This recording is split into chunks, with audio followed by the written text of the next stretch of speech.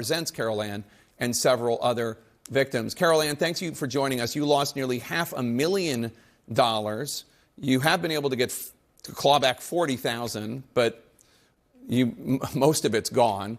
What was your reaction when you heard that President Trump had commuted Gentile's sentence, so he only served 12 days of a 7-year sentence? I'm totally disgusted because it wasn't only myself, it was my elder mother in her 90s and my sister as well. We all got defrauded. What would you say to President Trump if he were watching right now? I'd ask him why he did this. It makes no sense. I don't have an answer as to why this guy can do what he did, basically build a Ponzi scheme, walk out scot-free. And you got Bernie Madoff, who had to live it out, and people were returned funds. I had to hire, with the help of Adam, who did a great job, claw back a measly pauper sum of nothing. And it makes no sense to me. I don't understand why.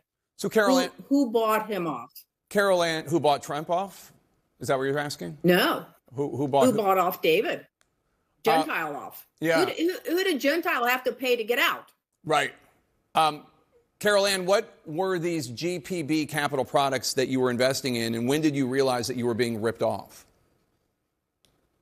One of them was to do with an automobile fund, Armada Waste. And when I went to ask for my money back, because I had grief brain, my late husband had just died, and I was told, wonderful products to get into. You've got to do this. Let's get your family into them. Well, you're not really functioning for quite some time after you lose your spouse of many, many years. And when I asked for money back, oh, no, they're just waiting. What are they waiting for? Call me in about 6 months. Time went on and there was no money, none. Do you have any hope of getting back the hundreds of thousands of dollars you lost? No, I wish. I mean, my mother lost over 100,000. My sister is in the same boat as I am. You lose faith in these type of people. I've lost faith in Wall Street. Adam, according to the New York Times, other victims include farmers, teachers, veterans, nurses. I read a number of these very moving accounts, people taking care of their disabled children, people in their 80s who have medical issues and were counting on this money for their retirement to deal with cancer treatments. You also represent victims who are living paycheck to paycheck now as a result of this fraud.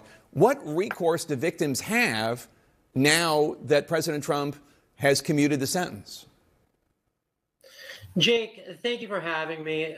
Victims still have the opportunity to bring civil claims against the broker-dealers that sold these investments to them, and we're here to help them with things like that. We represented hundreds of investors. Of the 17,000 plus investors that have been victimized by David Gentile and GPB, we even represented a not-for-profit organization that provides shelters and therapeutic services to at-risk youth.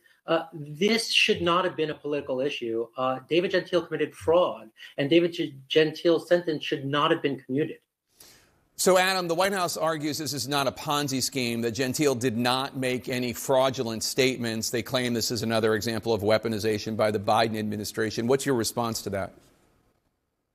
Joseph Nacella, who is the Eastern District's U.S. attorney, said that this was a Ponzi scheme. He was appointed by Trump himself. He said it back in May. So you tell me, was this a political commutation of Mr. Gentile's sentence or not? And why only